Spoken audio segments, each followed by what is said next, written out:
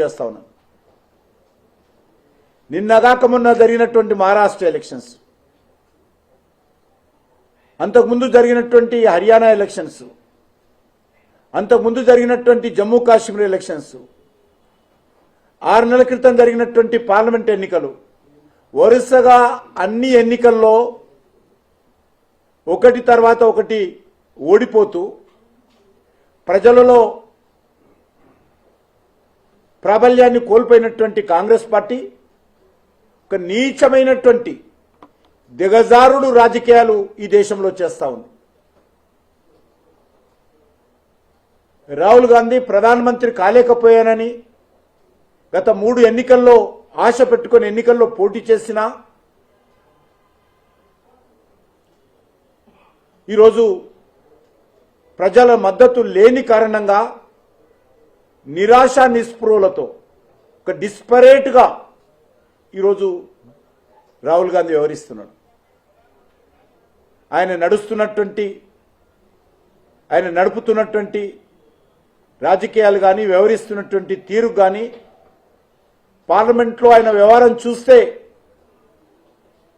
చాలా స్పష్టంగా రాహుల్ గాంధీ యొక్క నిరాశ నిస్పృహలకు ఆయన వ్యవహరిస్తున్నటువంటి తీరుకు అద్దం పడతా ఉంది. రోజు రోజుకు కాంగ్రెస్ పార్టీ ఎందుకు ప్రజల్లో పరువు కోల్పోతుందో, కాంగ్రెస్ పార్టీ ప్రజల దృష్టిలో ఎందుకు దిగజారుతున్నదో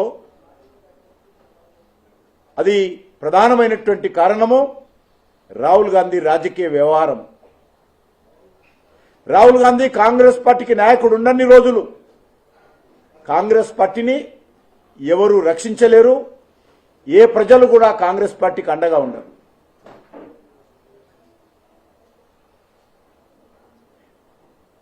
ఏ మాత్రం ఇన్ని సంవత్సరాలైనా రాజకీయాలకు వచ్చి రాహుల్ గాంధీ ఏ మాత్రం అవగాహన లేకుండా మిడిమిడి ధ్యానంతో ఈరోజు రాహుల్ గాంధీ వ్యవహరిస్తూ ఉన్నాడు. ఆయనకు దేశ సమస్యల గురించి అవగాహన లేదు, దేశ చరిత్ర గురించి అవగాహన లేదు, వర్తమాన రాజకీయాల గురించి అవగాహన లేదు. మరి ఆ రకంగా అవగాహన లేనటువంటి వ్యక్తి ఏ రకంగా దేశాన్ని కాంగ్రెస్ పార్టీని నడుపుతున్నాడో మనము స్వయంగా ఈరోజు చూస్తా ఉన్నాం.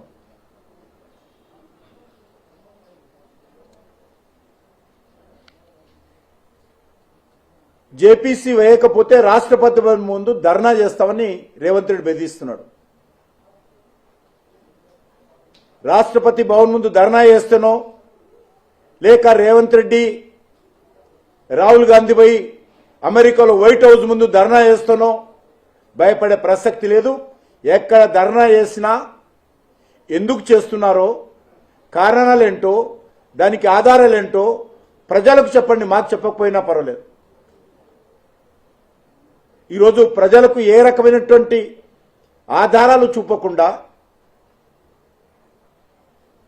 ఏ రకమైనటువంటి వాస్తవ విషయాలు తెలియజేయకుండా గాలి మాటలు మాట్లాడితే తాటాకు చప్పుళ్లకు భయపడేటువంటి ప్రభుత్వము నరేంద్ర మోడీ గారి ప్రభుత్వం కాదు. అది రేవంత్ రెడ్డి కానీ లేక రాహుల్ గాంధీ కానీ లేక జార్జి స్వరాజ్ కానీ ఎవరైనప్పటికీ కూడా భారతదేశ ప్రభుత్వము భయపడదనే విషయాన్ని సందర్భంగా మనం చేస్తున్నాం.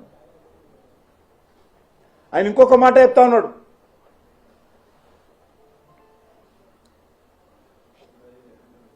బీజేపీ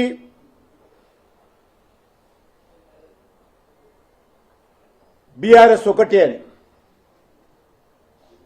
బీఆర్ఎస్ ప్రజల వైపా, ఆదాని వైపా, ప్రధాని వైపా అని తేల్చుకోవాలని చెప్పాడు ఆయన. నేను ఒకటి మాత్రం మనవి చేస్తా ఉన్నాను, రేవంత్ రెడ్డి కేసీఆర్ వైపే ఉన్నాడు. కాంగ్రెస్ పార్టీ ఈరోజు రేవంత్ రెడ్డికి ఏం చెప్పిందో చెప్పాలి.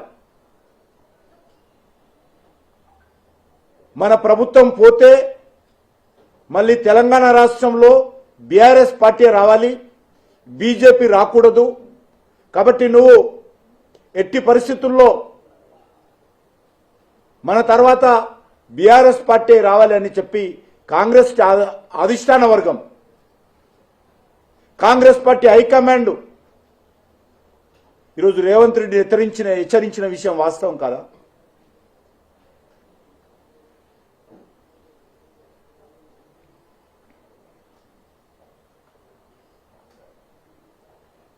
మోదీ కేసీఆర్ ఒకటే అనే విధంగా మాట్లాడుతున్నారు. నేను ఈరోజు మనవి చేస్తున్నాను, రేవంత్ రెడ్డి కేసీఆర్ బొమ్మ బొరుసు లాంటి పార్టీలు, బొమ్మ బొరుసు లాంటి వ్యక్తులు,